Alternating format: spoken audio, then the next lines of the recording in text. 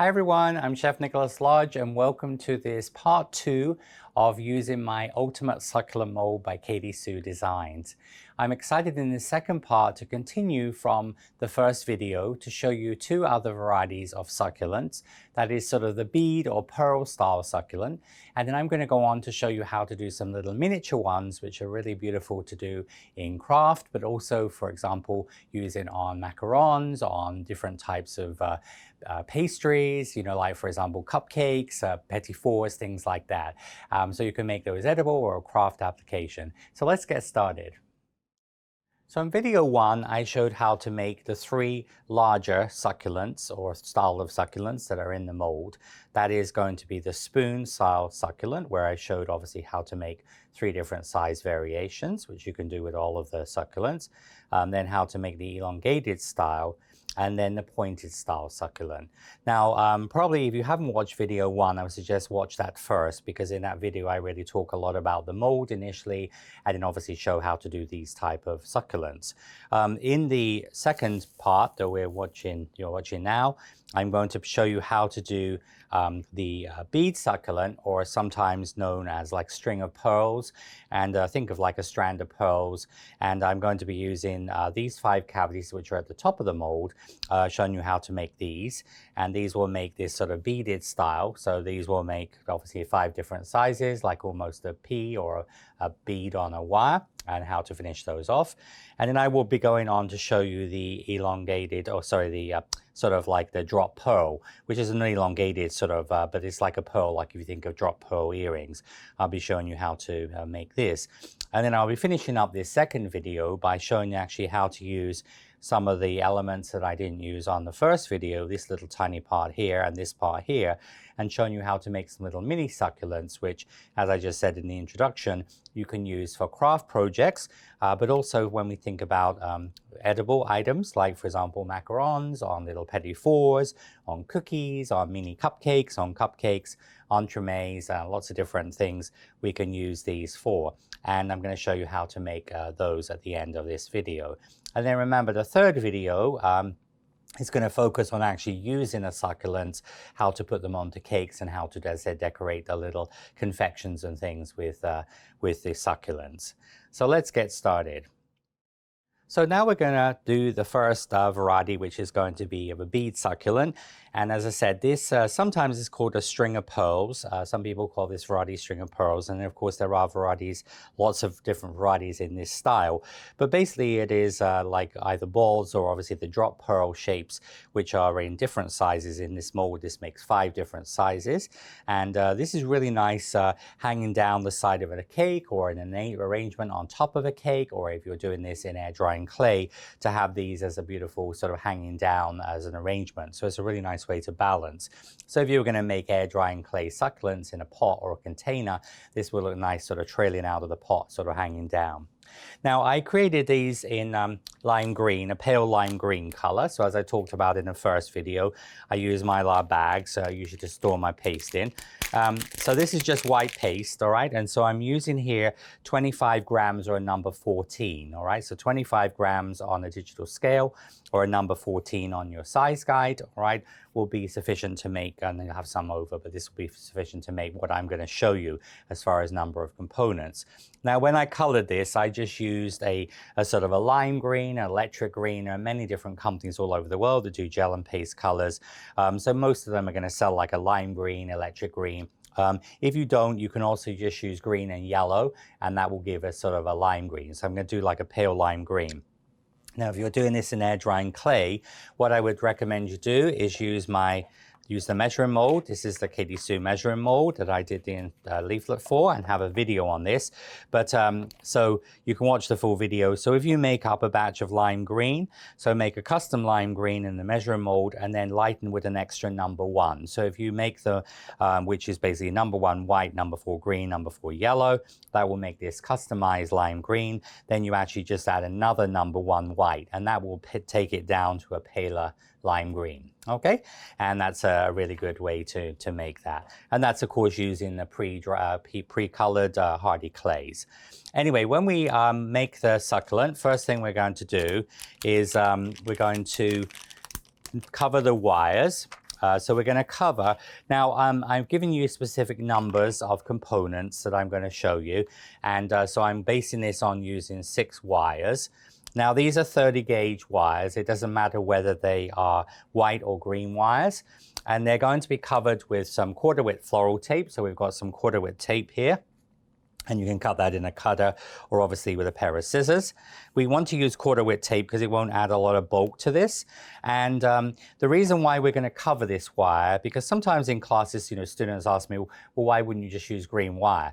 The thing is the green wire is a different color to the green tape. So this means when we actually wire all the components together with the same color tape, all of the stem is going to be a uniform color. All right.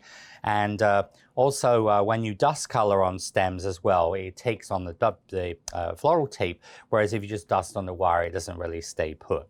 Now we're going to cover, and usually the easiest thing to do here is just start a little bit past the end of the wire and then just go down. And remember, you're going to stretch and keep tension on your tape. And you're going to go just down to the bottom.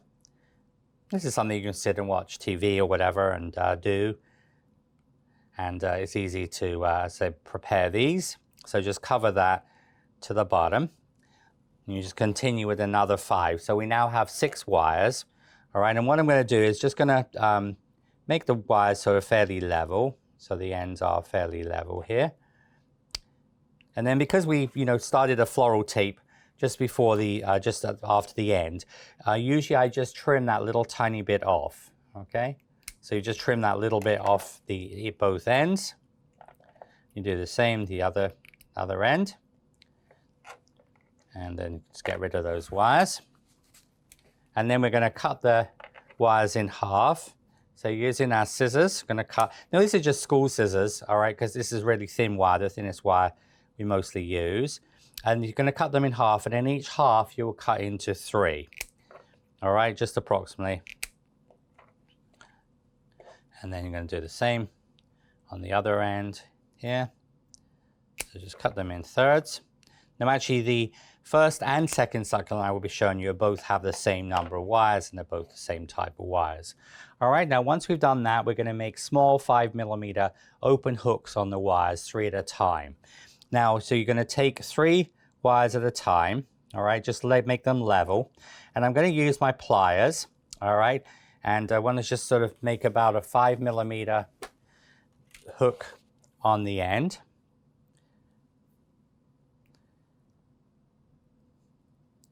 So we're just going to hold that, so it wants to be about 5mm. All right, so you would just see this is a 5mm, all right, which is a little bit obviously here, all right, so it's about the E on the size guide, so 5mm, and it's easier to do this in millimeters, all right. And then these ones are going to just sort of be an open hook. They don't want to be too closed, because when we do the drop pearl one, we're going to make more of a squashed hook, all right, so they just want to be like this. And little tip I shared in video 1, I use a pair of little magnets. It's a great way to put your wires so you don't lose them. They won't fall off the table when I teach. That's how I do. All my students have a pair of little magnet, and it's easy for them to do. So just going to do about 5mm hooks, and just going to hook those over. Okay, so they don't want to be too tight, all right? And that will be your hooks. So obviously you're going to hook all 36 of these wires, and then you have 36, and we'll actually be making a total of combined 35. So you'll actually have 1 wire over at the end, all right? So that's the first step. So we've got our wire prepped. Next thing we're going to do is going to measure off the balls of paste. Now, usually I use a little, like a silicone mat, or then a little container. This is just a little cup, shot glass, but a little plastic container. That just is good to store your paste underneath. Now we're going to measure, for the first, we're going to measure 5 number 5 balls of paste, all right? And take out your paste there. You can just take out a little bit to start off with. And then we're going to measure 5 number 5 small balls of paste. All right, so that means that it's going to be the number 5 hole. And as I said in video 1, I went obviously into a little bit more detail on the size guide. So this is really just, as I said, a follow-on to video 1. So you see that wants to just go through the hole. All right. So that's your, as I said, your first one. And we want to make 5 of those. So then what you would do is you'd measure another 4 balls of paste the same size. And then once you've got the 5 balls of paste there, you just put them under the little pot. And I would do the small, then the medium, then the large, and then the extra large and the extra, extra large, because they're each different sizes. Because if you make the 35 balls of paste, you're going to get confused with the sizes, and plus also they could potentially dry out. All right, so you usually just sort of make them, custom make them to go. So we're going to take one and roll it into a short sausage and press vertically into the smallest open hole at the top of the mold. And so you're going to take your mold here. So this is going to be the smallest size there. So you can see here on the mold, there are 5 cavities, and these are divided into sort of 5 sort of segments, all right? So, sorry, it's a 6 segments, so it looks a little bit like, as I said, so there's 6 lines in there. And this is the small, medium, the large, extra large, and extra, extra large. Now, remember on video 1, I did the same. You know, this is small, medium, large, extra large, extra large, small, medium, large, extra large, extra large, extra large. So the thing is that's the way I've sort of given the sizes. So we're going to take your paste. Now, usually when you take each little bit of paste, you're going to just what we call condition it. So I work a little bit of vegetable fat, some shortening into it. All right. And then we're going to take this. If your paste feels a bit sticky, you can use just a little bit of cornstarch on your fingers. I've got this is just a little, white knee-high or pantyhose, a little stocking. And that's what I keep my cornstarch in. So we're going to roll that into a little sausage. All right. So you're just going to roll it into a slight sausage. All right. Just a short sausage there. Because when you then press that in, you get a little bit more impact.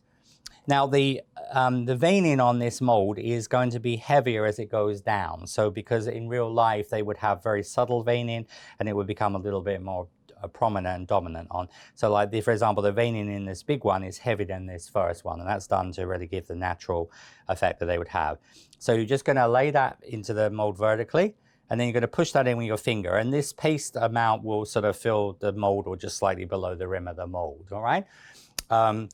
So we're going to press that in with your finger, then brush glue over the length of the hook, press in and then flex the mold twice. So we're going to take your glue. Now remember, glue can relate to, obviously, with air drying clay. This would relate to your air drying clay. Would be your PVA glue, your school glue. Obviously for sugar, you can use egg white for classic gum paste, or edible glue, or flexi glue for flexi paste. So just put a little bit of glue over that. Just keep your brush in a wet towel. So then what we're going to do is going to so brush glue over the hook and then press into the mold. Now, when you do that, if you hold the end of the wire like that, what's going to happen is, because the wire is quite thin, it's going to bend. So you hold sort of towards the bottom there. And also remember, because the hook is going to be sort of, when you put it in, you want the wire, where the wire goes down, that wants to be the sort of central point. All right, so just push that in just a little way. All right, this won't completely disappear on the smaller ones. Then you're going to just lift your mold up, and you want to flex your mold, and you flex your mold. So you see I press from the side, and I put my fingers in the 2 side holes and just open up the mold. So that will give you see, like the little buds. It looks like a little, almost a cherry blossom bud.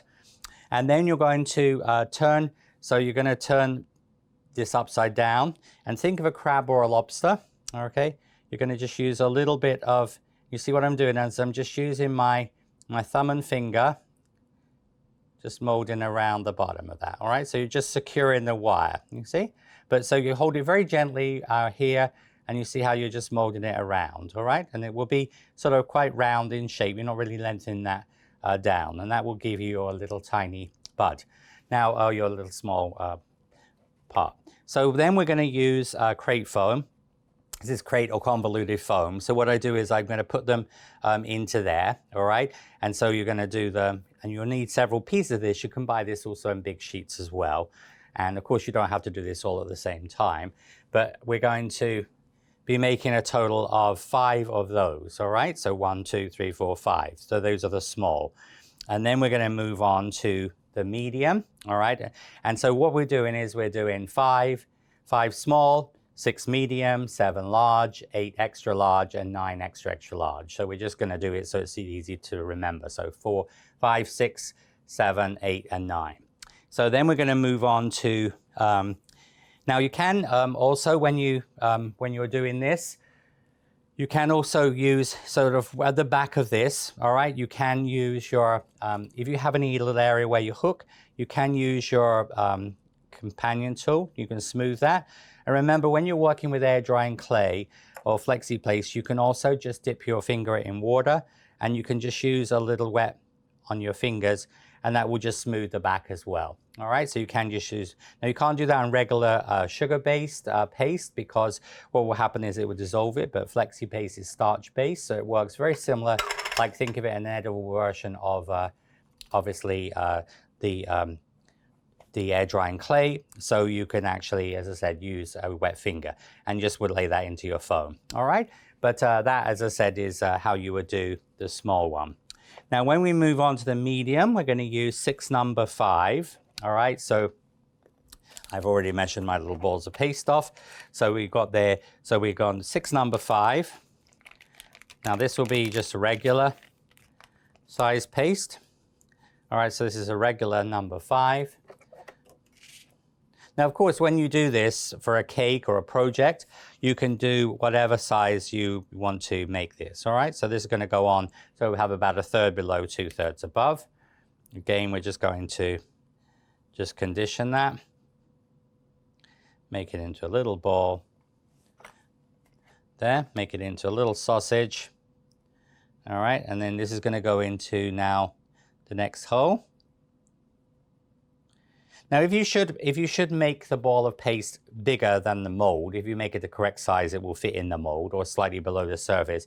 But remember, as I showed also on the first video, what you can do is just use your Flexi Scraper and you can just take off the excess. When we do actually the drop pearl, you'll see me use this to trim up on the drop pearl, okay? But just trim that up level. So then you would just take your, so showing you that again. Now you can also, as well as you can brush or can also dip your hook in, but usually it's easier to brush. And remember, you want to brush this on the length of the whole of the hook.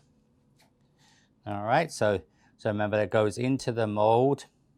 All right, and then I'm going to lift the mold up. I usually found it's easier to do that. You're just going to flex it that way, and then you see I just put my fingers in the side holes and just flex it. So it pushes the paste around. You're going to get this sort of flat top. Open out the mold, all right? And then you're just going to put a little bit of cornstarch on your fingers. So hold it upside down. So you see what I'm doing is I'm taking the flat part and I'm sort of bringing it towards the center, all right? So you see how I'm just going to bring that around. So remember, the hook will disappear into there. And then you can just take your, you can just use your little companion tool just to smooth that off. So they look almost like little peas, all right? And this will be the medium one. Now then you would move on to the large. You would use a number 6 small. So just referencing the sizes. So the large one, so remember the medium, we did 6 of those. So we now would make, so now we're going to make the large, which we're making 7 of. All right, so that's going to be, this is going to be a number, so the medium is number 5, and then this is going to be a number 6 small. So you see that's just going to go through the hole there. All right, so that will be a number 6. So we'd make obviously 7 of those. And then for the extra large, all right, so for the extra large, we're going to use 8 of those. That's going to be number 6 large. Now remember, in video 1 I talked about this. When we talk about a 6 large, which you don't do very often, what it means, instead of traditionally 1/3 below 3/4 above, you only have 1/4 below and 3/4 above. So it's a no, but you see it's still a lot smaller than a number 7 small, okay? So as there's sometimes in certain projects I use small size goes through the hole, regular size 1/3 below 2/3 above, and then a large size will be 1/4 below 3/4 above. So we'd make, and then for the extra large, is the bigger size one, we're going to, for that one there, we're going to be using, so for the extra large, that will be a 6 large, okay? So those are your sizes. So anyway, we're going to, so this will be your 6 large size, all right? So those will be, so this is going to be pressed into the mold. So I'll just show you this largest size one. So this is a 6 large, 1/4 below, 3/4 above. All right. And you just roll that into a sausage. Usually for this, some of the cavities in video 1, I used a little bit of vegetable fat, some shortening into there. And you will see I also do that for the drop pearl. It depends on what you're doing, but often the vegetable fat or shortening, what it helps to do is to hold the paste in place. Like when I did, for example, the pointed succulent, I used that. But for here, it's a basic shape. You don't have to do that. We're just going to press that in. You see that feels that level. And then you're going to take your glue here, and again, just going to press that in there. All right, so it goes into so the wire part is in the middle here, and then remember, lift it up, flex this one way and flex the other way. See, so you're almost going to get like a sort of slight square. It's a little bit easier to see on there. Remember, open up the mold so that releases it. All right, and then what you're going to do is you're going to sort of bring the outside of the mold around. Use a little bit of cornstarch on your fingers. So you see I'm just supporting that. And this is going to give you your shape, all right? And then you can just use your companion tool. You can just roll. So you see I'm just rolling with the companion tool. And remember, when you're doing this with air drying clay or a flexi paste, you can even put a little bit of water on that as well. All right, so it really depends what medium you're working with. And that will give you your little, this will be the bigger size. This is the extra large. All right, so as you can see, just bringing those into camera. So we have, so these are the 5 small. These are the 6 medium. These are the 7 large. These are the 8 extra large. And then these are the 9 extra large, all right?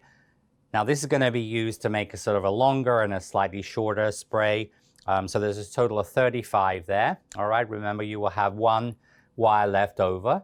But of course, the number of components you do is totally up to you. I've just done this so it's easier to think of, 5, 6, 7, 8, 9, all right? So those are made. Now, those next we're going to obviously go dry these. You could again put this in the food dehydrator. The convoluted foam sits fine in the food dehydrator on the shelves. And then you could just put it in the food dehydrator for about 90 minutes and they'll be ready to put together. Or you could leave these 2 or 3 hours to dry at room temperature. Remember, air drying clay pretty much would have been 30 minutes. You could put this together and color them with air drying clay. So I said, coming up is going to be, the next step is going to be the assembly and then the coloring. So now for the assembly. So in video 1, all of the components were colored and then assembled. Here we're going to assemble then color because it's more basic shape and things and not so detailed. So we're going to separate. So I'm going to show you like 2, a longer and a slightly shorter strand. So I'm going to use, going to show the long one first. So we have 3 small, 3 medium, 4 large, 5 extra large, and 5 extra large. So I'm just taking out obviously the sizes and put them in little groupings. So 3, 3, 4, 5, and 5, okay? But of course you can do any, if you're making say 100 of each, you can have any sort of combination. Now we're going to start off with a 28 gauge wire. It doesn't matter whether you use a green or a white wire. This is going to be quite soft, all right, because we want to have, the end of this wants to be quite soft, all right, in being able to bend it to shape to give it that nice organic look, because when they grow, they almost look like a string of pearls coming out of a flower pot or things. So we don't want this to be too stiff looking. So we're going to use a 28 gauge. So all I'm going to do here is I'm going to take 2, all right, but 2 of my small ones. You don't have to use tweezers here, and you have fairly short stems. You have about a 2 centimeter, about 3/4 of an inch or so in this part here. But then with the little stems that come off, there's literally just about 5, 6 millimeters, all right? Now at that point there, what I will do is I will add the 28 gauge wire. So at this intersection where the 2, like the slightly longer one and the shorter one meet, you're going to then just have that. And this one could go to the right or to the left. There's no sort of set way this has to go together. I'm going to start off with my 1/4 width floral tape. So with 1/4 width floral tape, Just got to go around a couple of times, and then we will take another small one. So you see there's just going to be a little bit of stem showing. So you can see just a small amount of stem showing. They're going to come around. And you can sort of, they don't have to be exactly uniform, and you can leave like little gaps. So you can sort of, for example, come up a little way, and I will put in then then we're going to put in the medium one, and you can just put the medium one, come up a little way, and then you could, for example, do group of 2. So it's usually easier just to sort of like, when you do them in groups, you can put them together like this. You see how I can just hold them. But this, as I said, is, if you can see any of the wire underneath, you can just tape over that. But we're using quarter width tape so it doesn't leave too much bulk, all right? So you see how you get a natural, because on flowers like Lily of the Valley and flowers like that, we often are more formal, to the right, to the left, to the right, to the left. Whereas you can have like little gaps here, you know, so they don't have to be exactly all in the same position, all right?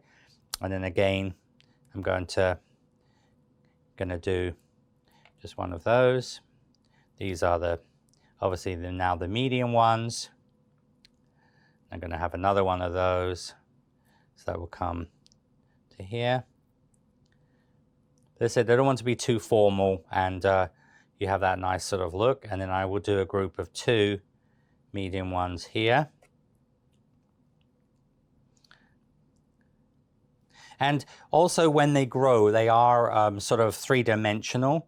So it depends on how it's going to be viewed. Like if, for example, you had a wedding cake, which we're going to talk about in video number 3, but it was sort of going down the side of a wedding cake, where it's sitting against the side of the cake, on the side of the wedding cake.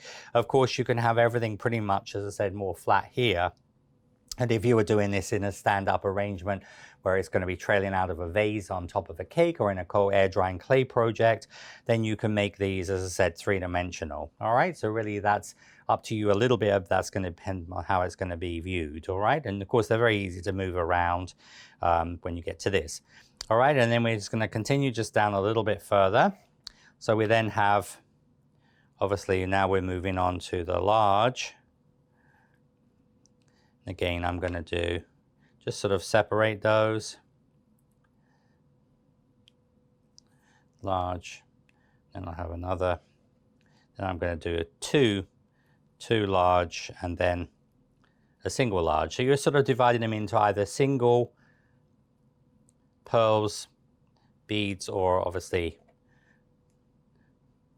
you're going to do this one here. So this is the, and then at this point, on this long one, you will sort of be towards the sort of the end of that wire. And of course, it's quite a soft wire, but we want it like that, so that obviously the end part is going to have that sort of natural look to it. All right. You can see you get to there.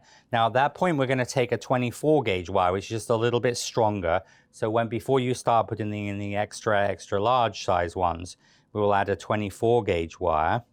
So that's going to give just a little bit of strength to the end part. So the end part is very sort of organic. You see how it sort of hangs, well, almost like a sort of wiggle because of the weight of it. And as I said, now we're going to put in the single, and these are going to be the last ones that we will make. And then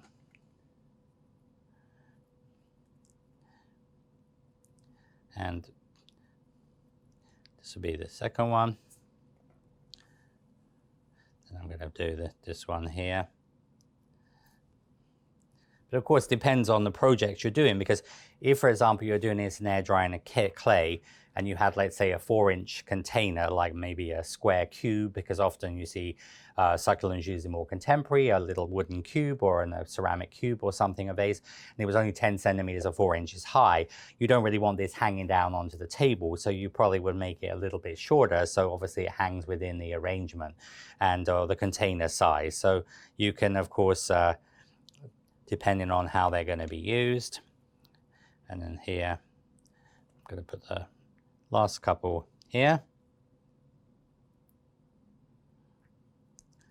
All right, and then just going to tape down here.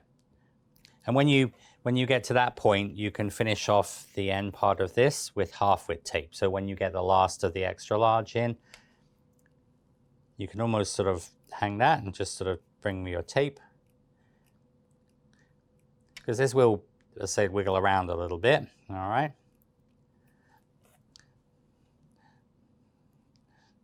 And so you can sort of move things around so they have that nice, you know, sort of, as I said, an organic sort of feel to them. So they just sort of look like nice natural, all right? Now, of course, these can be done in all sorts of color combinations. And then what you're going to do is you're going to do exactly the same with the little beads that are left, all right? So this is going to be just basically what's left, which is two small, and then 3 medium, and then 3 large, 3 extra large, and 4 extra large. But remember, the combination doesn't really matter what you have. So what I will do is I will going to then take my two groove pins. So you see I have a shorter and a longer one there. And then I'm going to add a 20 gauge wire. So this is a stronger wire here, just as I said, where they naturally meet. I'm going to add a 20 gauge wire. Again, just see these spin around a little bit.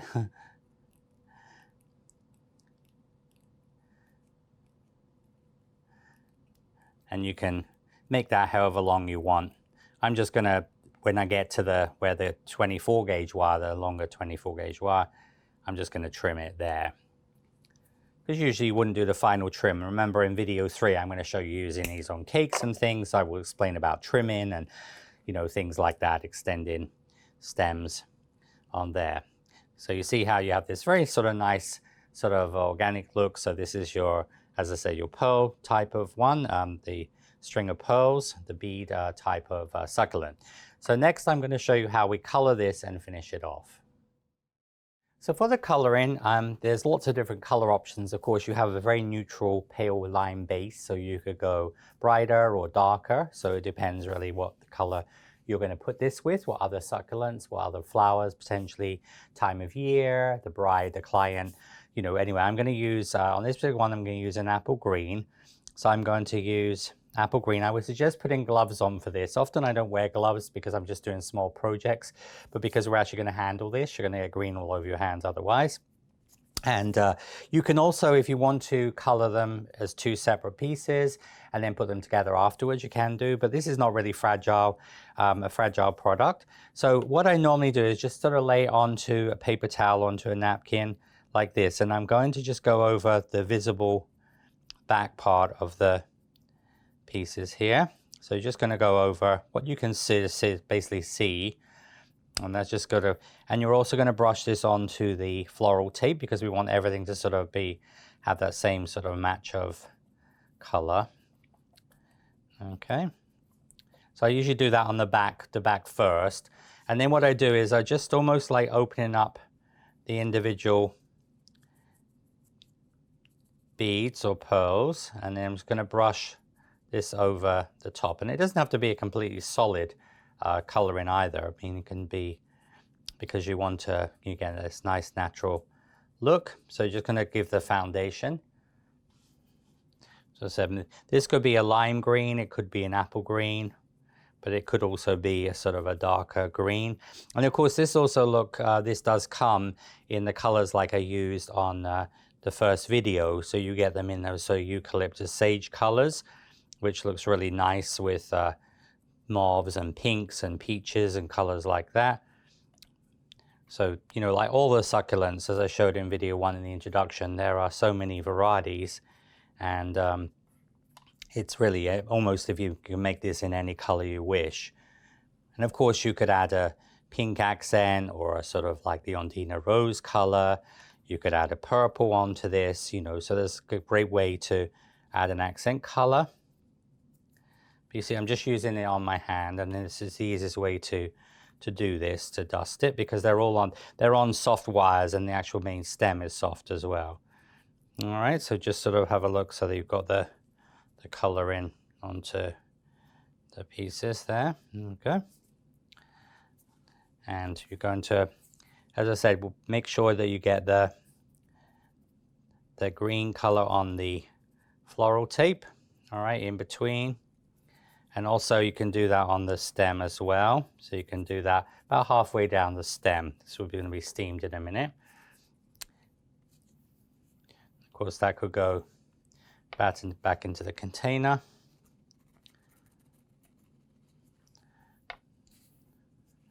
And I'm going to change out, I'm going to use here a moss green. All right, so this is a sort of a darker green.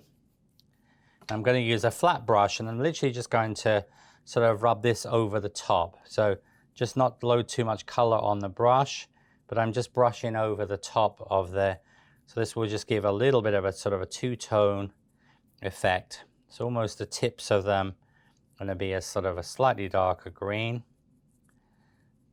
But you could go more of a bluey green, could do as a forest green. I mean, so really it just depends on what you want it to do. Okay, so just gonna liven that up. I'm just gonna put moss green on the top part of the stem because it's usually a little bit darker going into the pot. And then I'm gonna take some pale chocolate. Now this is the chocolate I used in the first video with, this has got obviously corn flour or cornstarch in it. I'm just gonna add a little bit of chocolate there, just at this top stem. I'm just gonna come about halfway down the stem with it. So it's a slightly darker green, you see? And now at that point, what we're gonna do is we're going to steam this. So you will bring in a steamer. And you can obviously take your gloves off here. So I'm going to steam this.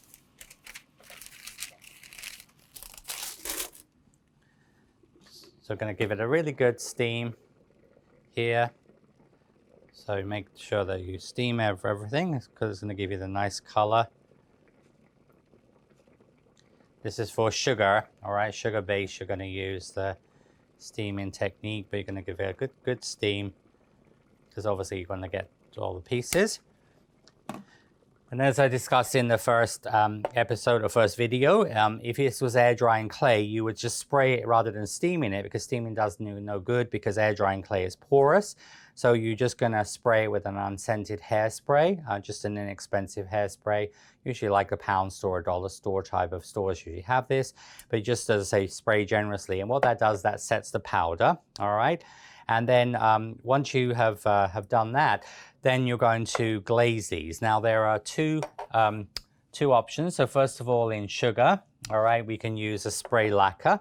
All right, the spray lacquer, which I talked about in the first video, you're just gonna best to take this outside or in a box or something and protect this surface. Do not spray this in your sink or on your table because it'll ruin it, but you can just spray that just lightly over the surface, all right? And that will, as I said, give a sort of a natural look to them, a little bit of shine.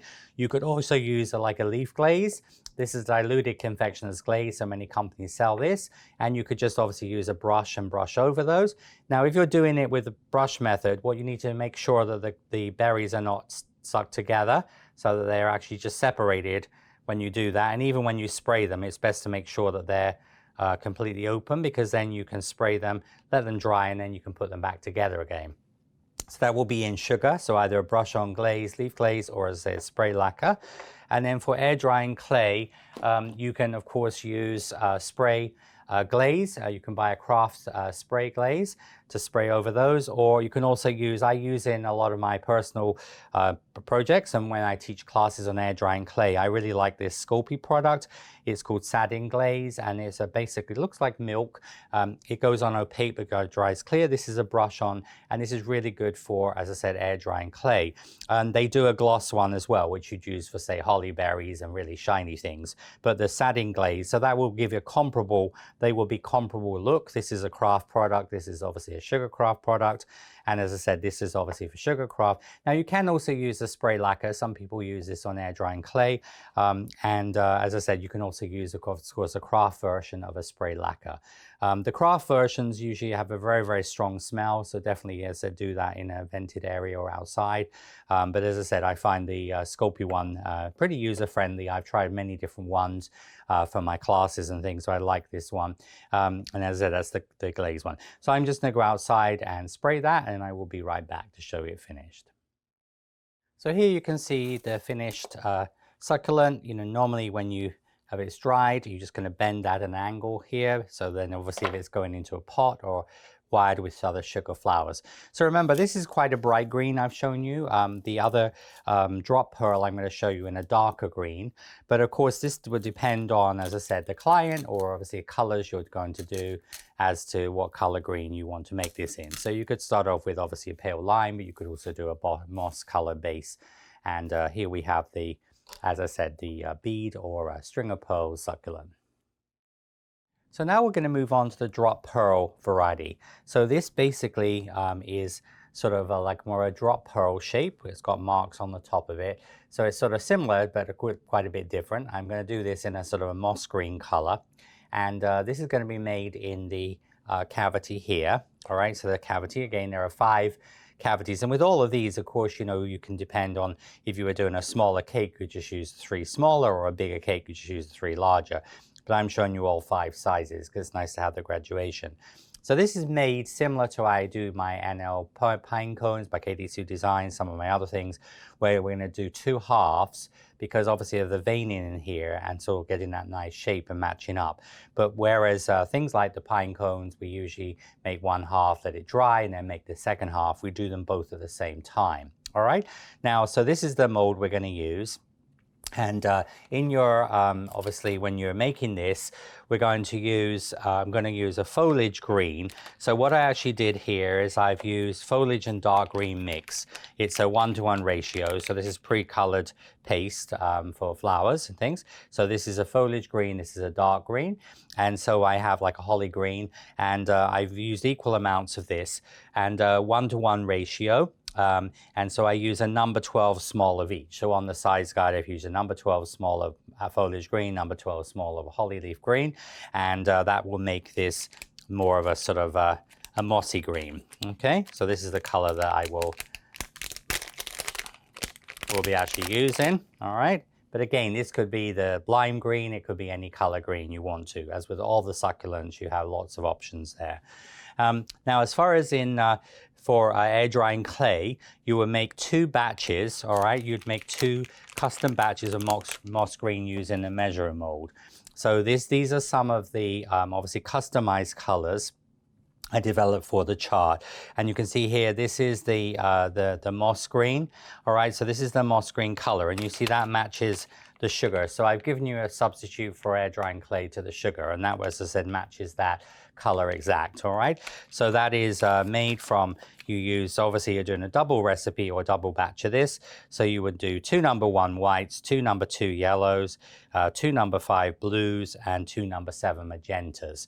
All right, and that will give you a little bit more than you need for this project, but 1 batch is not enough, 2 is obviously too much. But if you're coloring air drying clay or sugar from, meaning from scratch, from just white paste, you'll need about 25 grams or a number 14 size. Remember, the air drying clay you don't do in scaled weight, because you use it in volume, which will be the same as sugar, because obviously air drying clay is about 1/4 of the weight. So we've got our paste ready. So then we're going to talk about the wires. So you're going to do exactly the same as we did for the previous succulent, the bead succulent. And that is going to be to cover 6 wires with 1/4 width tape, cut each of them in 6. Now, slightly difference here. We're going to, the wires are for the bead style. And then what we want is we want 17 of these wires. So I'm just going to show you a couple of each, all right? So 17 of these wires, so 17 total, are going to have a 5mm hook. But here, the hook, rather than open hook, is going to be a closed hook, all right? Because this is a little skinnier. So 17 of the wires, of the 36 wires, you will take your hook here like this, fold it over and squash it, all right? So it's a closed hook. So you see it's closed, just finish it over your fingers. So it's a closed hook as opposed to an open hook that we did on the bead type one, the round ones, like the pearls, all right? So 17 of those would be like that. And then the rest are going to have 3mm closed hooks, because when we can see the small one, they're very tiny, all right? This is a lot smaller than the smaller size of the previous succulent. So what we do is on the smaller ones there, we just need, as I said, a 3mm hook. So on those ones, the rest, and just obviously keep them separate. So it's just going to be about 3 millimeters. All right, so it's really tiny and just almost like about the width of the, if you have needle nose pliers like this, the width of those, and fold them over and squash them like that. So you see it's just a smaller, like a little 3 millimeter hook, about the size like we use for Lily Valley and things on the filler flower mold. All right, so those are our wires ready. And then I'm going to, when I come back, I'm going to explain a little bit about how we're going to do this, because a bit of a different way we do this, and show you how we measure out the paste. So we're going to do this in reverse. I'm going to show you starting from the largest to the smallest. The smallest two we do, the small and medium, a little bit differently. But this large, the extra large, the extra large, and the large, we're going to do like in 2 pieces. All right, now we're going to use a little bit more of a scientific approach or a mathematical approach to this, in that we're going to, because we have to measure out the paste that we need. And I'm showing you a quicker way. If you watch my winter foliage mold, like I measure paste and then I cut it into, for example, 12 pieces. But we want this to be a little bit more accurate. Now, if you actually made an extra large one, half filled this mold, it will weigh 0.5 of a gram. All right, and we're going to actually make 9 extra large. So that means they're made in 2 halves. So we need 1 gram for each of these particular pieces. All right, so one of these weighs 1 gram of paste. So that means we need to measure off 9 grams. So if you have a scale, and this is it's not a necessity, but I use this sort of a lot of time for cake and for different things for teaching. But this is a high precision scale, which means this scale is different to a normal kitchen scale, that it will actually do like 0.5 of a gram, 0.7 of a gram. Here you see 1 gram. So it's very, very accurate. All right, it's more of a pharmaceutical, but generally when ordering this, like on Amazon or any sort of site, just put high precision scale. This is a Scally brand, but there are many, many brands. But this is very, very accurate, all right, because a normal scale go from 1 gram to 2 grams. Now, if you don't have a digital scale, you're going to use an 11 large. So you'd measure off a number 11 large. It's 1/3, 1/4 below, 3/4 above. All right, but if you have a scale, now this particular one here is as I said, is actually just 9 grams, but it's just, you see how it's going to go. It's going to go at 8.4, but you see it's very, very accurate. And you see, you just put a little, and then that will take it to 9 grams. All right, but it's just showing you, as I said, different approaches to doing things like this. Now, when we're going to do the same number of, so we're going to do 9 of the extra large, 8 of the extra large, 7 of the large, 6 of the medium, and 5 of the small. And we're going to do reverse, all right? Just like on the previous succulent, we're going to have 1 wire over, so we're making actually 35. I've made the sizes, the number of components the same, so it's easier to understand what we're doing. Now, what we're going to do is going to put a little bit of vegetable fat shortening into this. All right, now what we're going to do is going to roll it into a sausage using a Flexi Scraper. It wants to be 90 millimeters in length. All right, so when you're making the sausage here, this is a really, really good way to get an even sausage. You see, so make sure that your ends are even as well. So you have a perfect sausage there. All right. Okay, and what we're going to do is going to make that 90 millimeters long. So you're just going to obviously roll it a little bit more. So it wants to be 90 millimeters, just a little tiny bit here. But this just gives you an even sausage. All right, so there we are. So here we have the, all right, so 9 centimeters. Now, what we're going to do is then we're going to mark into 9 sections at the 10 millimeter marks. All right, so what I'm going to do is just use I'm using a mini knife directly above top here. I would just mark. It's just, this is a quicker way than having to measure off 18 number 6 small balls of paste, all right? And then what I'm going to do is going to take this off, and then I will then mark in between those.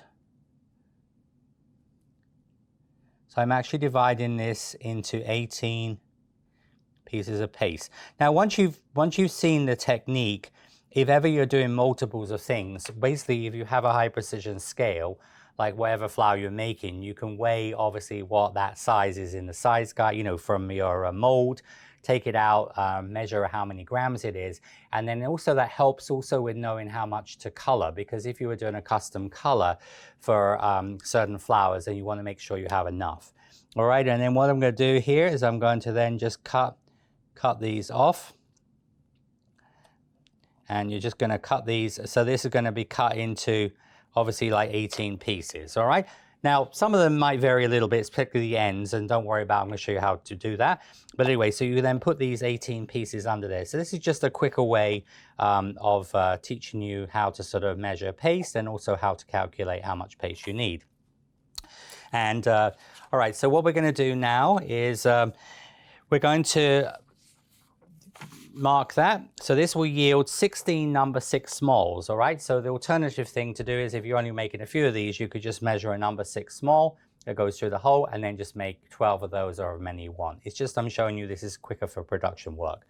All right, so what we're going to do, we're going to take the cavity and here I'm going to take the cavity, all right? Just going to work the paste. And this one, you might, especially the small ones, because they move a little bit, I would suggest on this one, just put a little tiny bit, of vegetable fat shortening into here, minute amount, will just help to hold it. All right, so what we're going to do is going to press that into the mold, and you can press in with your cosmetic sponge, but you see that's going to, as I said, give you the little size you need. Now, if you might have 1 or 2 that are a little bit oversized, so what you can do is, first of all, use your scraper, press down, that makes sure it's completely level, like how I do my pine cones. And then you can just use your scraper and trim off if you had any excess paste, all right? So that's sort of how we do this. And then once we've done that, press level, trim if needed, using a sawing action with the scraper. You brush the hook with glue, all right? So we're going to use, this will be on the larger hooks, all right? So remember, these will be for the larger ones here. So you're going to brush the glue onto the hook. And this is going to go into the insert sideways under the surface. So when you put it in, the hook wants to go in like this way. All right, so it's going in on its side, not on its side. So the hook is on its side. And so you hold it fairly short because it's obviously quite a thin wire. Just going to push that in underneath the surface. Use your fingers just to bring the paste back down and just repress with the scraper. So you see the paste is now literally underneath the surface, the skin of the top.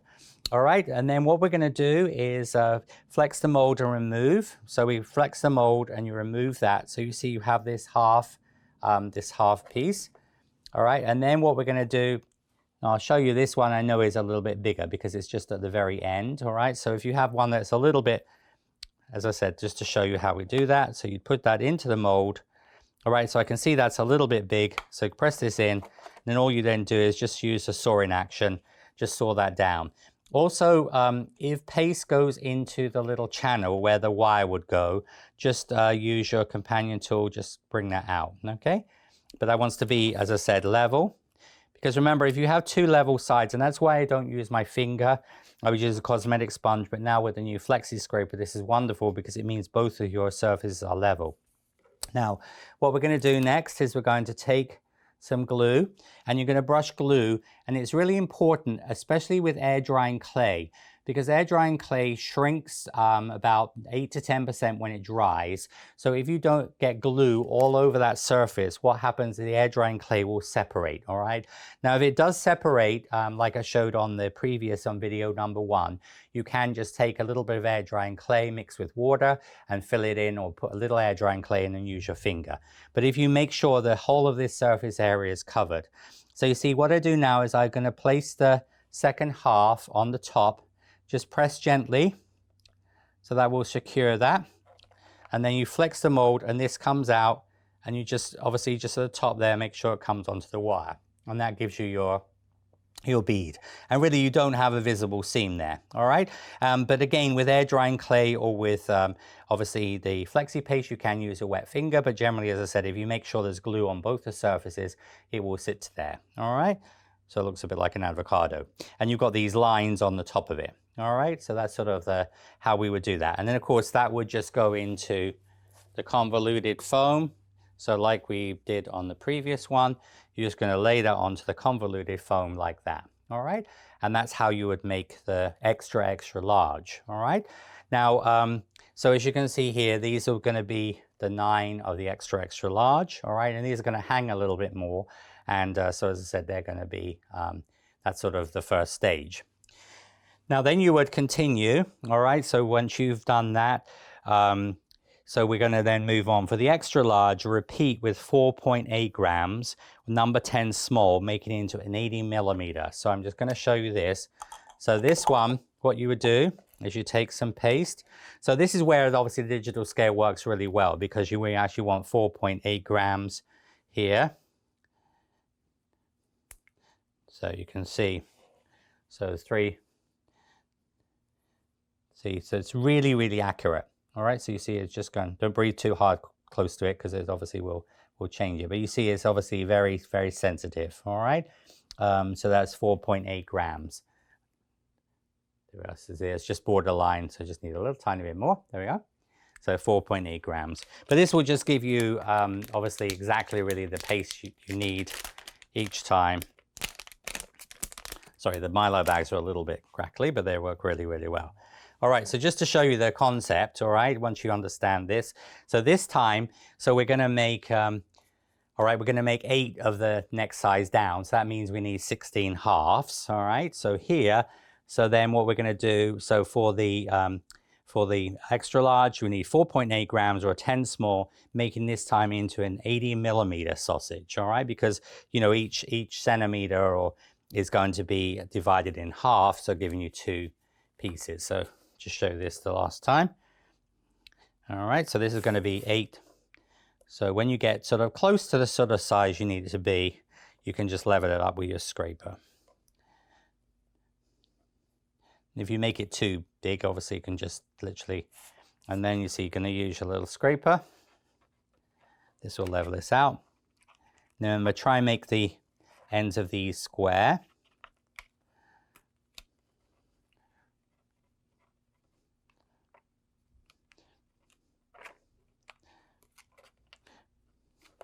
All right, so that's 80 millimeters. And then you're going to just put that on to there. All right, so that's going to be,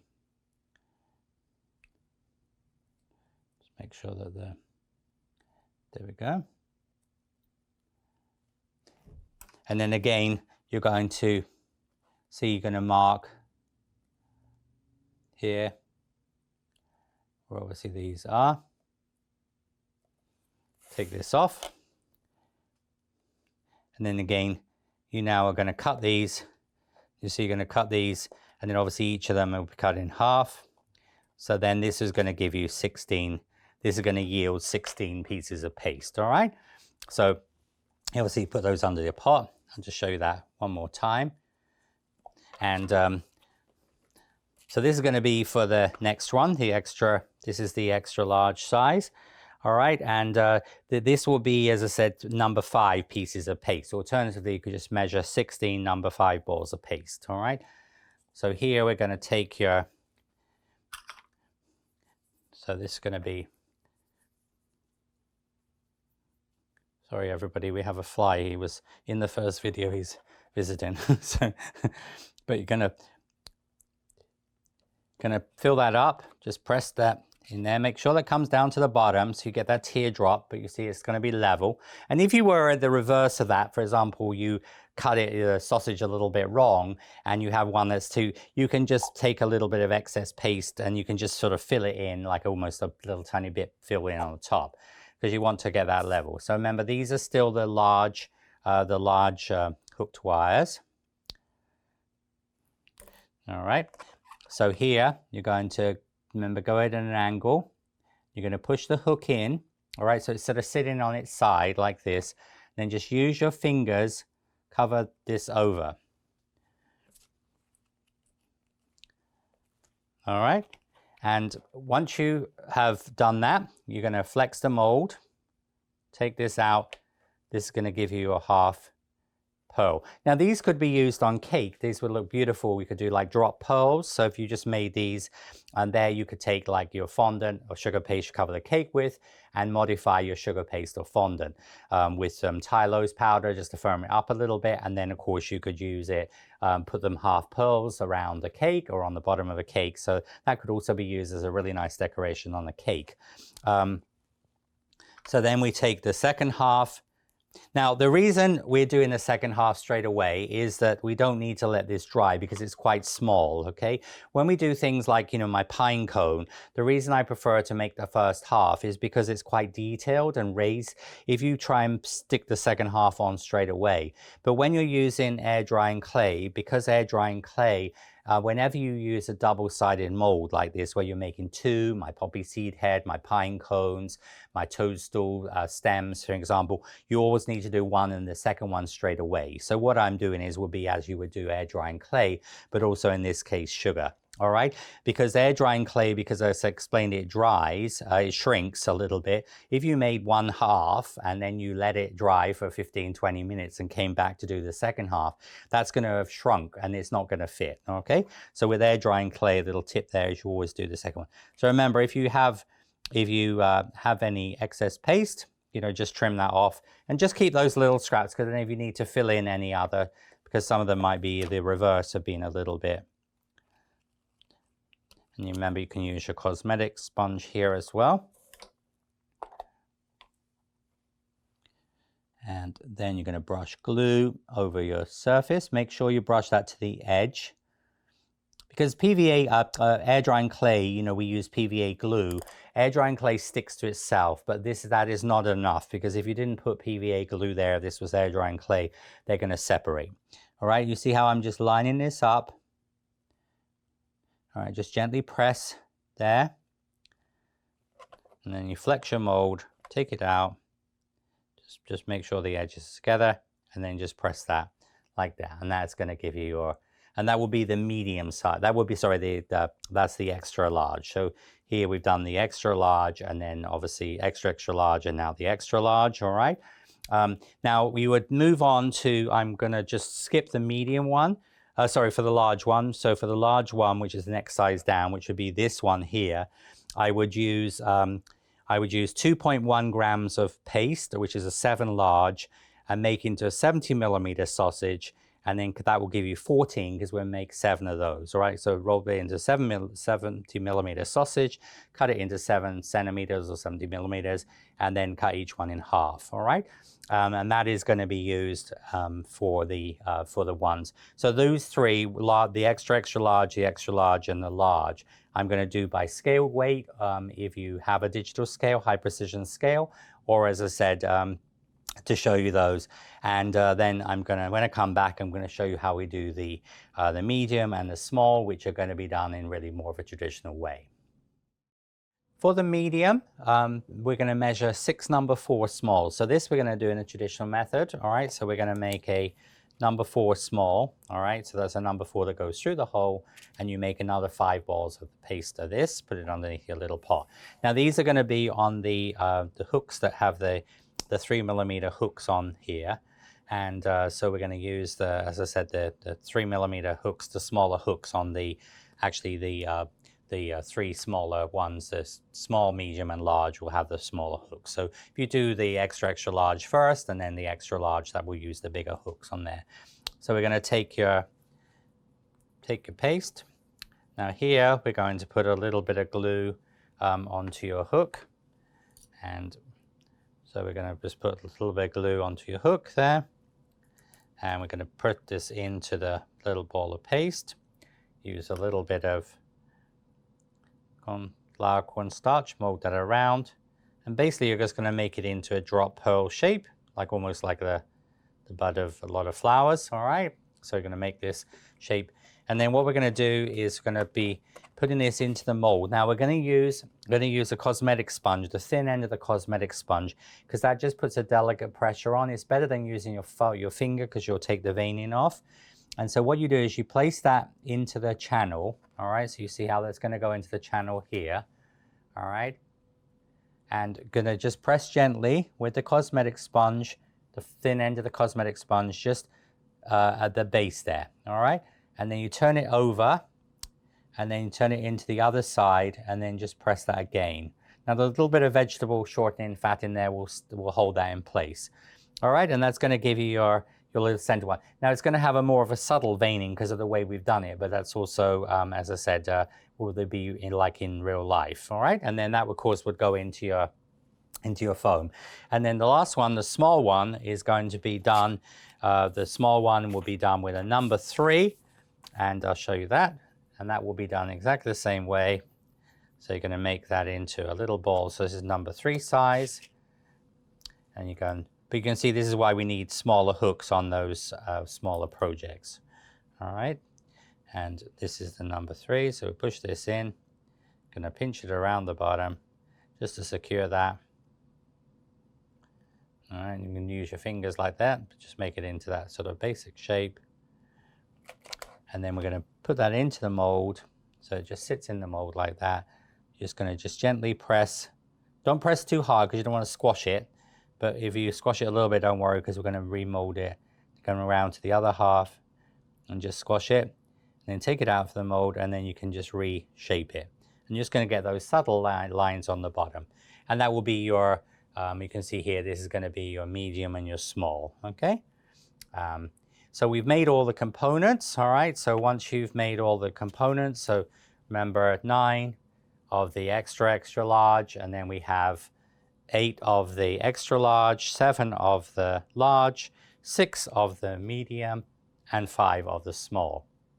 Just like the previous succulent, we're going to let these dry and we'll be ready for assembly. So the drop pearls we're going to do in 3 groupings instead of 2 on the previous succulent. So for the first grouping, I want 2 small, 2 medium, 3 large, 4 extra large, and 4 extra large, all right? So those are going to be done exactly the same way as we did the previous succulent, all right, just to make it a little bit easier to understand how they go together. So just move those out. So usually just put them in little groups. So what we're going to do is just like we did before, we're going to take, now the difference here on these, that there is really no visible stem, all right? So you're taping close to the stem, whereas obviously the previous succulent was a little bit more open. You can see the stems are, the actual little pearls are right to the stem. So you're going to do, again, about 2 centimeters, about 3/4 of an inch. Take your 1/4 width floral tape. You're just going to start to tape, but tape tightly to that second one. And then we're going to put in the 28 gauge wire. So the 28 gauge wire goes right up against the bottom here. All right, and just kind of come down just a little ways. And then the next ones, so when you tape them in, you just position them so they're sort of positioned right to the stem. So when you come over with the tape, you see the tape is going to be right at the bottom of the stem, okay? You're going to come down, and they're a little bit more formal in that they're just sort of in a row.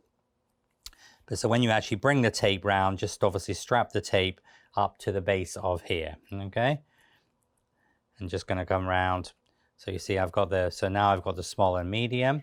Now I'm going to go on now to the large. Obviously just space out a little bit. So this will be more like when we do in Flower Pro Volume 1, when I did, for example, the Forget-Me-Nots.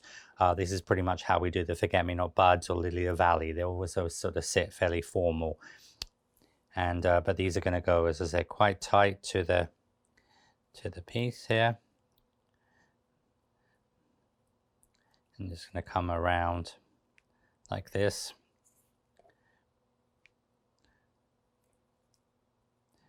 And just going to, so this will be the medium ones. And then, you know, you can be able to twist these as well. So if you have a sort of a split or a visible seam. Now remember, in the first video I showed how you could take, for example, with flour paste or I say flexi paste, you could take a little bit of that product and mix it with water, and then you can just fill in and use your finger, and that will make it fill in. With air drying clay, you can just actually put a little tiny piece of air drying clay and a wet finger on there as well. But once this is glazed, it's not really going to be noticeable. But you see, then I'm just going to start now on this is the large, and then we move on to the next large here. But you really want to get them nice and tight, all right, so that they're going to sort of sit into place, you see, like this. So just showing you two different sort of shapes of the same sort of type of succulent. So, you know, this one is the drop pearl, and then you have the one that's more like the bead.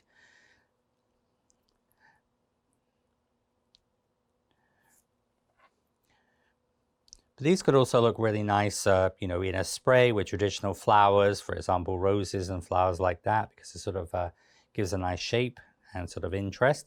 And at that point there, all right, just as we did on the previous one, when you have finished the large before you, the extra large before you put the extra large in, we add a 24 gauge wire here. So we're just extending that with a 24 gauge wire. Remember, we're using quarter width tape for all of this assembly, because if not, it's just going to get too bulky. And here you have the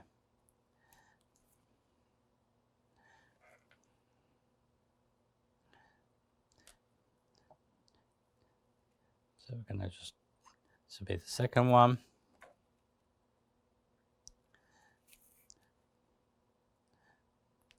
There's the third.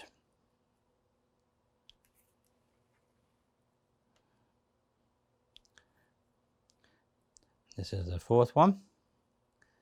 Okay, now once you get the fourth one in, so you see this is going to be your longer spray, then we can, again, just like we did before, we can now tape down to the bottom. Now on the previous one, I mentioned you can also color and glaze individually and then put them together. Also remember, you could, like the first one I showed you, you could actually dust them individually before you, and dust them and glaze them and then put them together. So there's many, many options. All right, this one I'm going to show, because I've got three, I'm going to show you these colored separately, and then I will put them together. Now, the second grouping, which is going to be the medium size one, that is going to be 2 small, 2 medium, 2 large. Then we have 3 extra large and 3 extra large.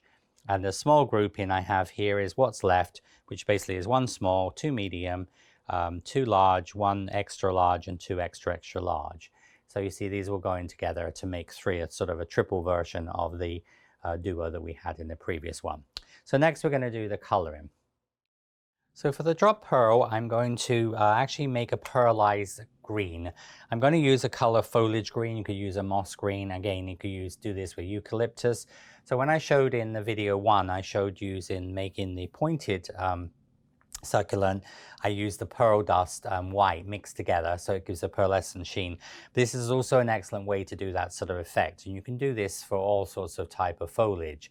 And so what I'm going to do is I'm going to use 1 part of the pearl. All right, so this is just pearl dust. So about 1 part of that and about 3 parts of green. All right, so just a 1:3 ratio. I'm using a little spoon. This is a little spoon set, which has got a smidge and a pinch. And you can just do that with by eye, but it's basically 3 parts green to 1 part the pearl. Okay, so 3 to 1. And then what we will do is you will mix this together. Of course, you can mix this in a little pot as well. So you're going to mix the white pearl with the green. And what they actually will do, it will give us sort of a pearlescent green color. So this is another way you could do things like eucalyptus. But as I said, you can mix this in a little pot and then just keep that. So it's 1 part pearl to 3 parts green. And you see, when you brush it on, it's going to have that sort of pearlescent look to it, you see? And but it will be actually more tonal. You don't need to put gloves on this because this is sort of more basic. So you're just going to brush over the visible on 1/2. Then you turn it over. Just going to brush that on the other half there, like that. Okay, so you're just going to brush sort of all over with that pearlescent. So of course you could put this in a little container and then just keep that when you're doing this. Then I'm going to take some chocolate brown. So with some chocolate brown, just going to use just full strength chocolate brown this is. What I'm going to do is just going to do that towards the top of the So just after that large one, so you see how most of the green will sort of come into the brown color.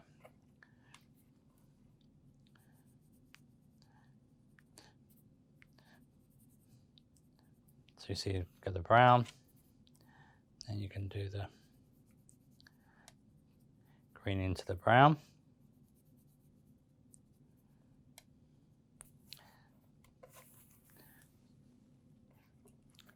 Okay, and then we're just going to take these and bend them. I will put the, doesn't matter which side you do, it's going to do medium, and I will do the small one. Remember, you have to calculate, like when you're doing this on a cake, you know, how if it's going to sort of trail down the side of the cake, sort of how it sits. We take the 20 gauge wire. So this is a 20 gauge wire here. Now this one I'm going to steam only, because when you have things with pearl dust on them, like the, for example, the third succulent I showed on the first video, the pointed succulent, I just steamed it when I had the pearl dust on, all right? And on things like eucalyptus and a lot of my Flower Pro products, I often just steam. Because succulents, some succulents have just a slight luster, some are more shiny, so it does vary between variety.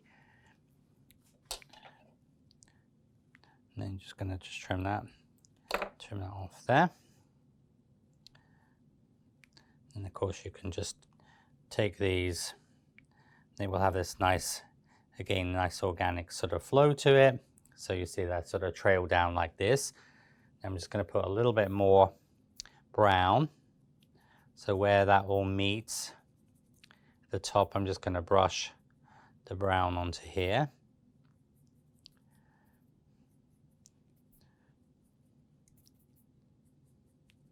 So the pearl one I showed on that on the first part of this video, the bright green one, that was really just to show you there's lots of options with colors, all right? And you know, some succulents are very vibrant, but a lot of them are these more muted, yeah, eucalyptus colors and things like that. And so really, as I said, it depends on what you're going to mix them with. It would be tropical flowers or things like that. You can of course change the color. Let me get rid of my piece of paper here. All right, now this one I'm just going to steam only. All right, so we're just going to steam this, or if this was craft, if this was air drying clay, you just give it a really good spray with hairspray, and that will obviously set the powder, because like for example, that would set the powder on the stem. But just going to put a little bit of brown into here, and you're just going to just steam over this. Just be careful you don't burn yourself. All right, and then the steam. Now remember, you can also use a tea kettle, but hold it a little bit away. And of course, a lot of tea kettles, electric tea kettles, have an auto switch off.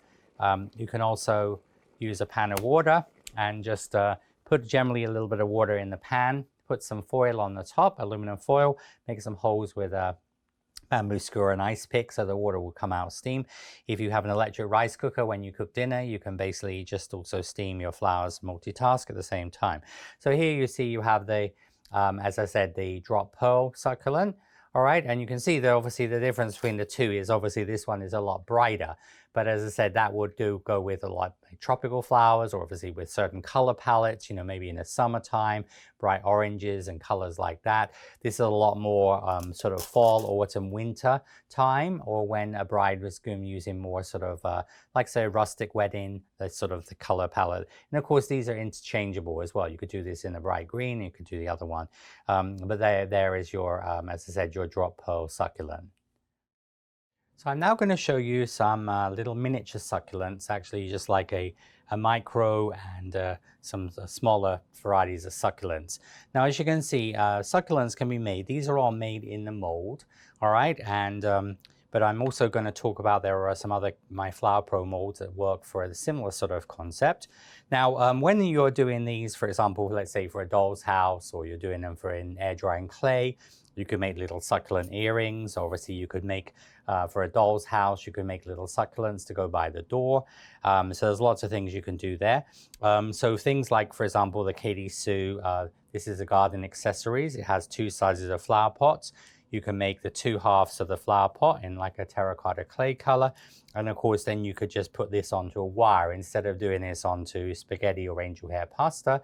And of course, you could put those and you could have sort of 2 or 3 of those in a little pot by the door of the doll's house. So for obviously doing air drying clay, you can just use wires and just use obviously the technique, and I'm showing you the size.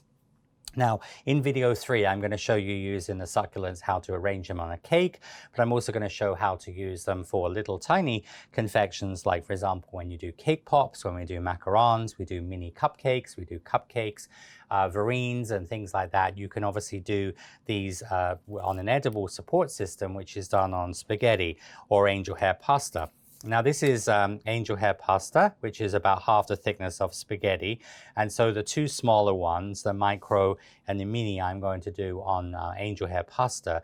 And then when I move on to the larger size one, which will be this size, which is still small, I'm going to use spaghetti.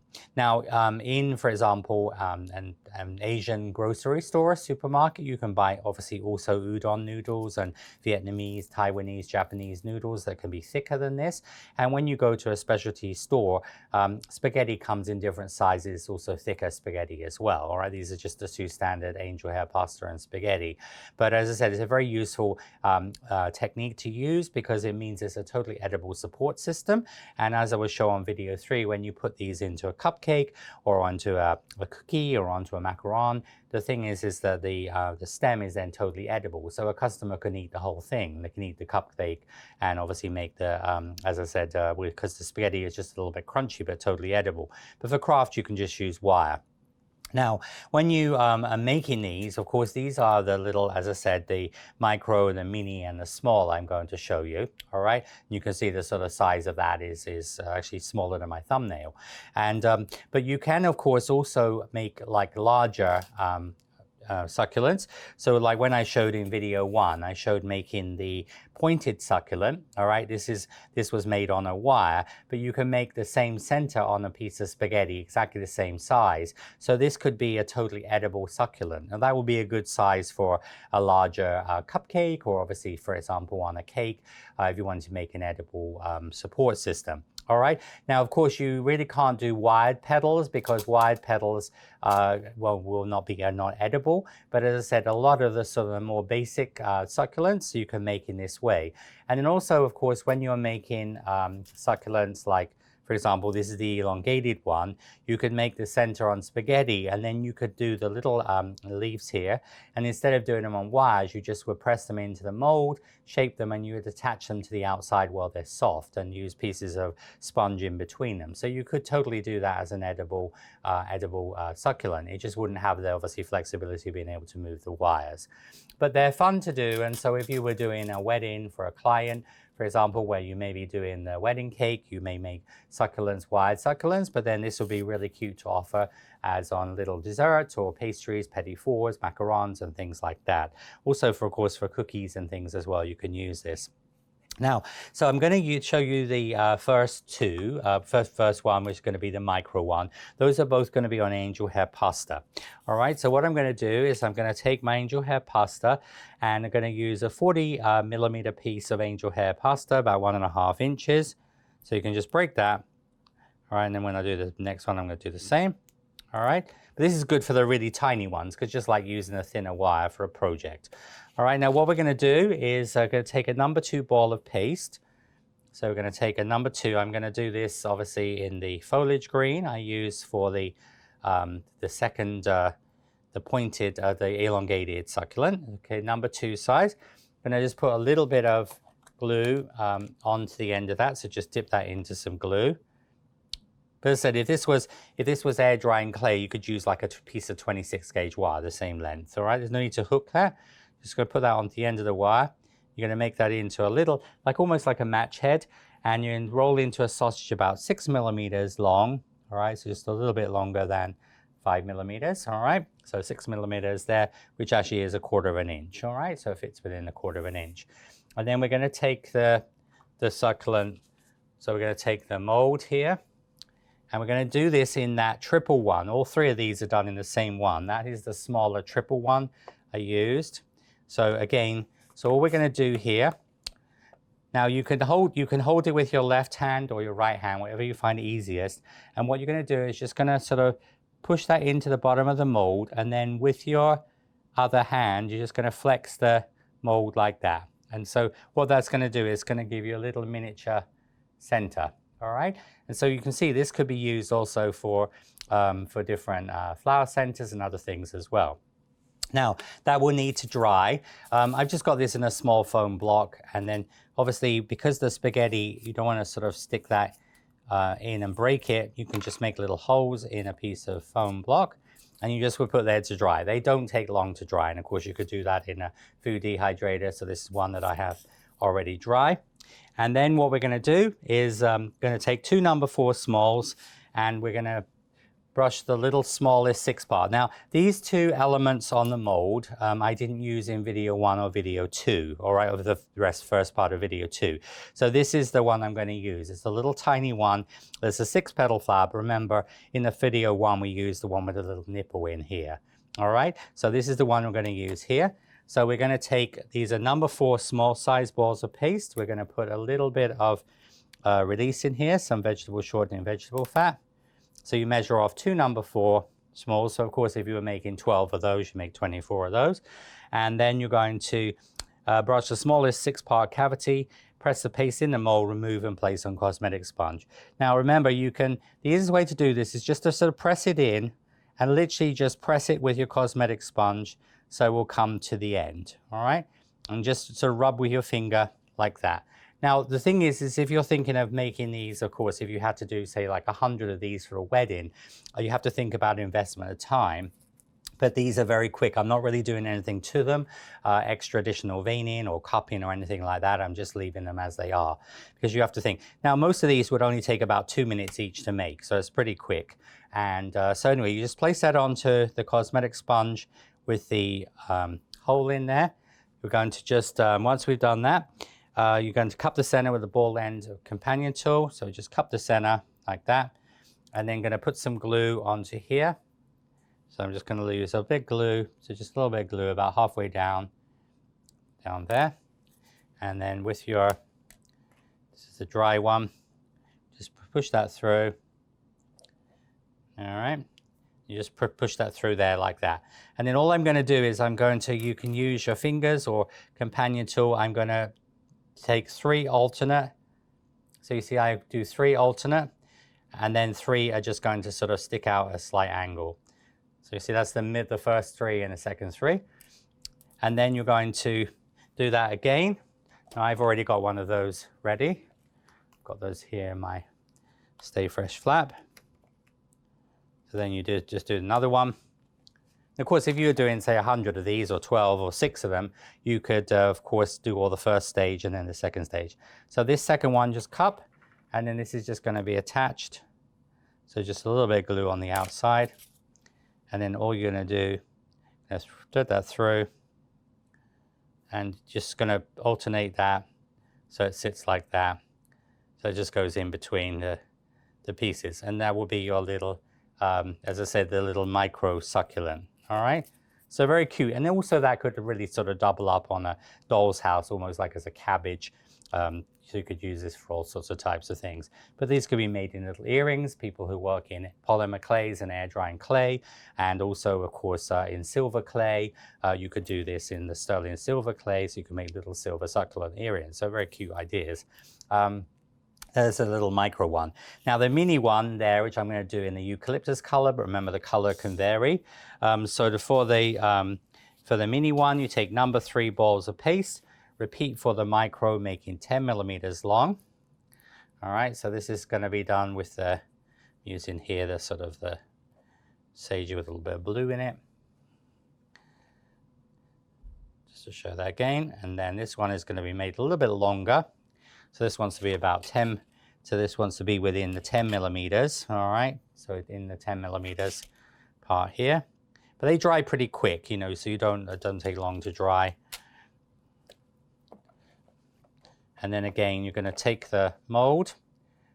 So just remember that technique here, so you can hold it in your right hand or your left hand, whichever you find easiest. I'm right-handed, so I found it's easier in my left hand, but so you're gonna just push it into the bottom of the mold, and then you flex the mold, and then you flex the mold the other way. All right, and it's gonna give you that little triple top, okay? So that would be how you would do this one. Again, I've got one already pre-made. Now this one, we're going to use the other part of the mold that we didn't use in the till now, and that is going to be this part here, which is going to be the propeller one, but it's a skinnier version. Remember yesterday, it's in the first video in part 1, we used obviously this one with a little nipple in it. This is the one that we used in video 1 for the obviously for the pointed succulent. We're going to use the one, the propeller, but a little bit skinnier. All right, and so what we're going to do is you're going to measure off your paste here. So you need number 5 small, so you need 3 of these.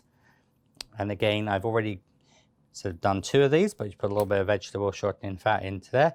Just press in. But see, if you just use your cosmetic sponge and just push this into the mold, it's pretty quick to do.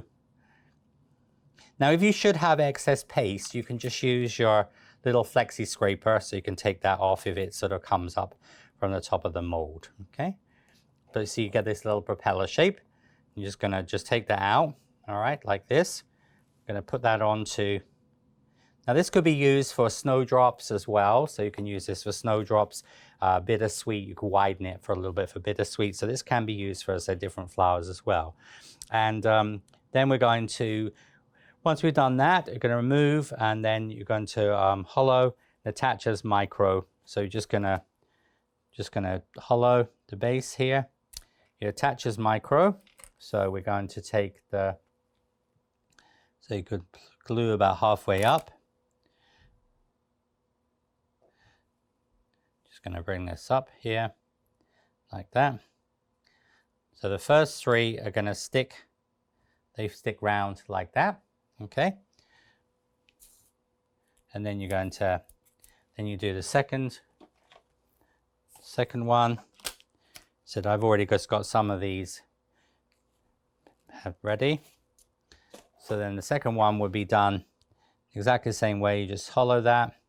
You're going to put your glue about halfway up. And then this next one, so you just push that through the middle. And you position this, so this goes in between those ones. So you see that's going to go in between. So those just sort of like stick out at an angle. So you see how these just go out at an angle. And then you have the last one we're going to do is here. And that's just going to be hollowed. And then you're going to put the glue on here.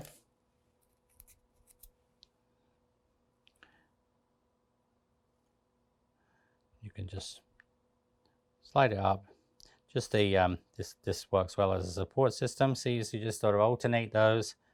Just pull that gently, and then those just almost stick straight out. And usually these smaller ones, they don't need to be supported. They're going to just they will just dry fine like that. But you see this little miniature succulents. All right, and then next one I'm going to show you is going to be the small one. Now the small one I'm going to do on spaghetti. So we're going to attach on spaghetti because that's thicker, and this wants to be 50 millimeters, so just a little bit longer. So about 50 millimeters, this one here. And what we're going to do is this one is going to be a number 4 small. So when I designed this mold, I had in mind, you know, to have some little miniature things on as well, because this is a fun way to use this. But as I said, other components that you can make with the mold as well. So you're going to just touch this down, and so this is going to be, so you're going to do it for exactly the same as obviously the small one. So we're going to make that. So here we're going to make that so 10 millimeters long. All right, and then you will again just going into your mold. Just press that in. You can also just use your finger here, like that finger and that finger. See that pops that out, and again you get that perfect little center. All right, if your spaghetti comes out a little bit, just pull it back in. All right, you get a really nice little center, and Then you let that dry, okay, and then you've still got one that's dry. Now this one is going to be done, we're going to do this really the same as we did the first part of this. This one here, which is on video 1. So we're really going to make the first part of the inside of the pointed succulent. So we're going to use here.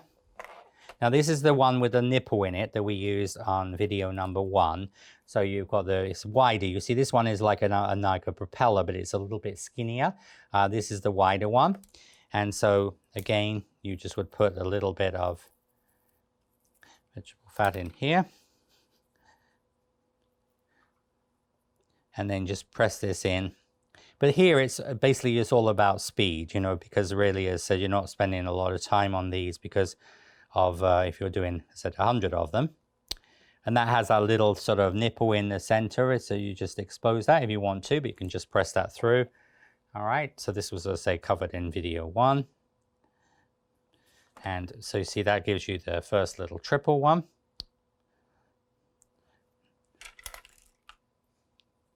And then you're going to just put a little bit of glue on this. And you see, you just thread that through. Now again, you can come, so position that. You see they just come on there like that.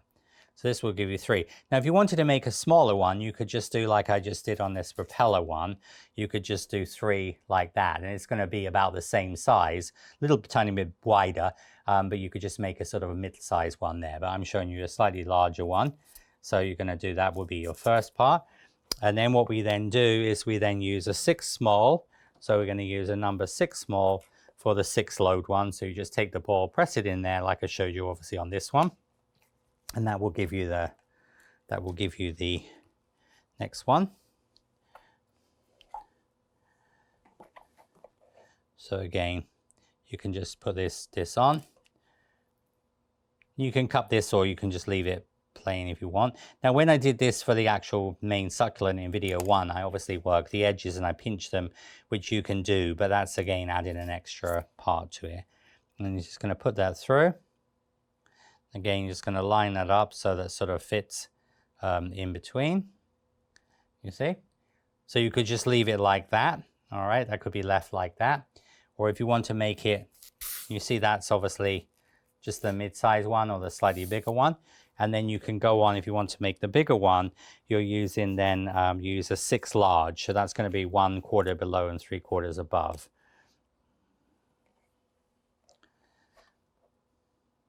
So just put that onto there.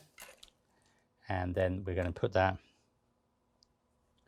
just about halfway up on the glue, okay?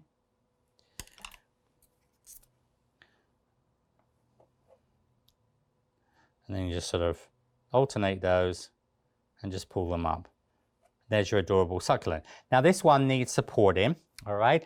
And so here, what you would do is the way I found easiest to do that. You just use, like for example, this is a foldable rack you'd use for canned goods in a cabinet. So what you do is you put a block of styrofoam there, and then you see you can push your styrofoam, your spaghetti can be pushed into there. You see, and that means the succulent is going to then dry. Because wires, obviously wires are easy to do because you can just, you can bend them, but hang them on a hanging rack. But I found that that works well. Now, there are lots of flowers you can make on wire, on spaghetti, like for example, when you do weddings, you know, on cupcakes, macarons and things, you can do a lot of my Flower Pro roses and you know, different flowers, and just use spaghetti or angel hair pasta on smaller projects to obviously allow you to do different size pieces. In the Flower Pro, you know, so just talking about some of my other, obviously Flower Pro, for example, here you've got the calyx of the cherry blossoms or blossoms mold. So again, you could use the little center. So that would be about comparable to the middle size one, you see. So what you could do is you could just do the little center following the mini, and then what you would do, the mini one, you then would do one of those and one of those, all right? Or, you know, so you can do that. And then there's also, for example, things like the wedding foliage. On the wedding foliage, you've got the little leaves of the English boxwood.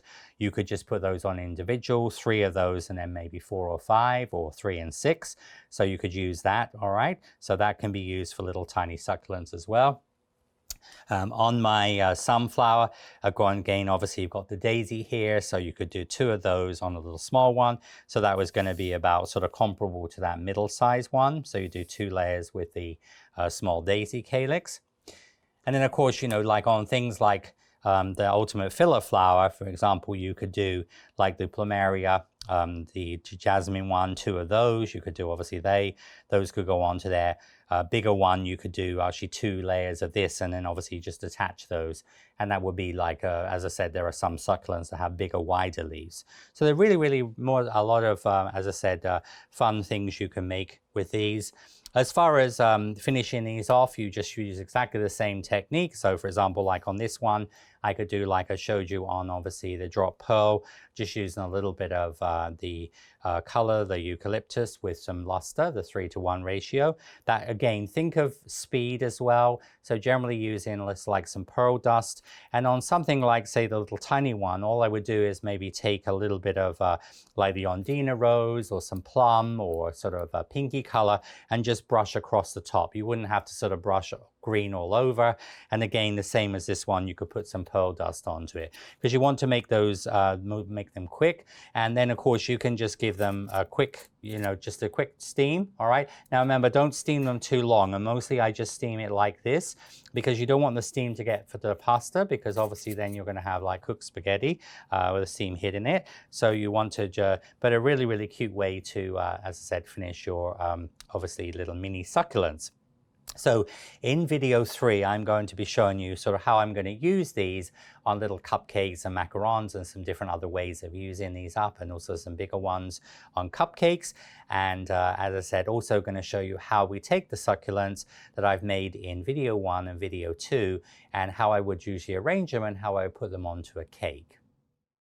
So here you can see the finished succulents. Obviously we had the bead or the pearl succulent, and then obviously we had the this one here, which is the sort of nice shape one. Of course, colors can vary. Remember, I explained about I did this one in brighter green just to give you some sort of ideas of color range. But use the internet, you know, so do a search on Google, or as I did an internet search for different varieties of succulents, and it's going to give you lots and lots of ideas for color combinations. And then, of course, I went on to show you the little micro, the mini, and the small succulents that I'm going to be using in video 3. So I hope you've enjoyed this second video on using my Flower Pro by Katy Sue Designs Ultimate Succulent Mold. We'll have a lot of fun making this. And remember, join me in video 3 where I'm going to show you how we use the succulents, wire them, put them onto cakes, also show you how to use them on little tiny confections as well. Till next time, sweet wishes, bye!